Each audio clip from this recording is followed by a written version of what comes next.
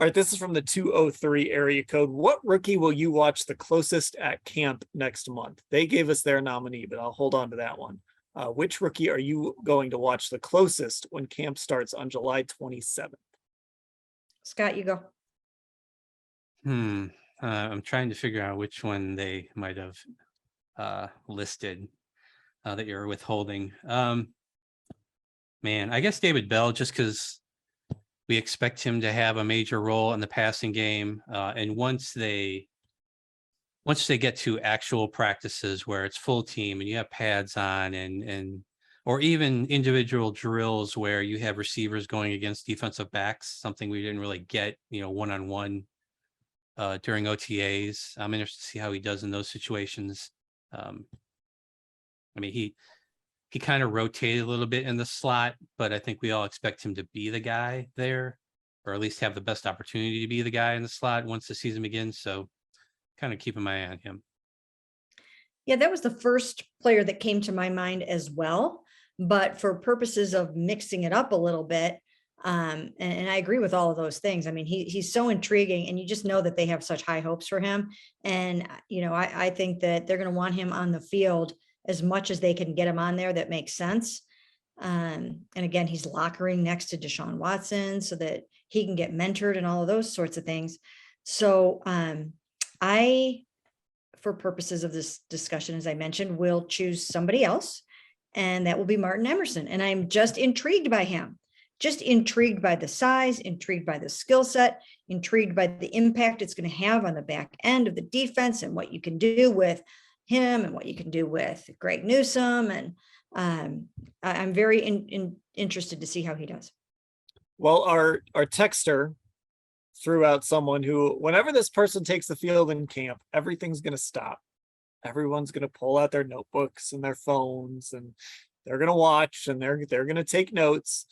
And it is Cade York. The response was, I would go with the kicker, believe it or not. Yeah, I'm interested to see Cade York. The only thing about Cade York is, like, unless it's a disaster in camp, it's really almost a non-story until he starts kicking in real games. Like we've seen what he can do in practice, and we'll see a little bit what he can do in the preseason.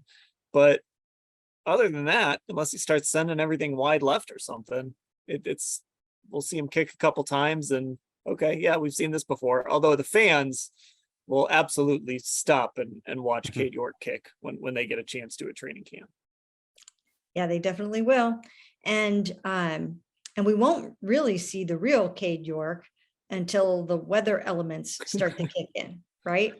That's when we'll know. When you've got all the wind and the ice and the adversity and the ball feels like a brick.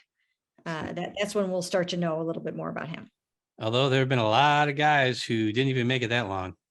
1-2 games into the year, true. And Browns are making a kicking change. So it's true. But I have faith that he'll make it beyond that.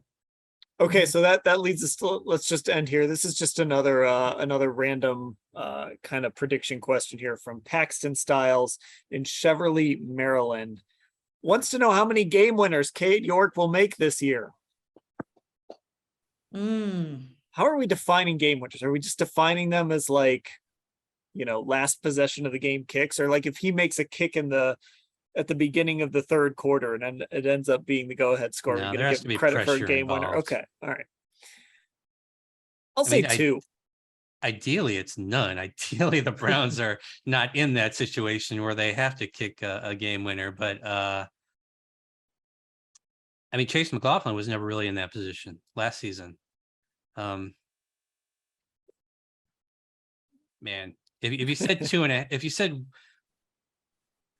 1.5, I would maybe take the under. I don't know. Maybe I'd take a push there.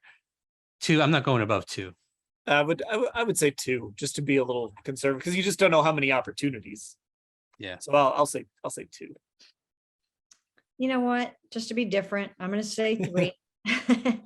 I thought you were going to go like 8. No, A lot of tense games this year. Yeah. I'll say 3. I'll take the over. If there's 8, he's making the All-Pro team. Just saying. I'm gonna say 2, but he's gonna miss his first one just to make a great story for the last two. Oh, He'll miss his first one, but then the next two are just gonna be like one's gonna get him into the playoffs or something, or win him the division, or it'll be a great callback to that first clutch opportunity that he missed on. Yeah, well, you want to be bold. Say one, it'll be in the AFC Championship game. Ooh, yeah, or the see, Super that's Bowl, good. right? I was thinking, yeah, he'll make the game-winning kick in the Super Bowl. I've Yeah. made that bold prediction before, the Super Bowl pick. I'll leave that up to we'll leave that one to Doug this year. He'll get Yeah. to put himself out there on that one. But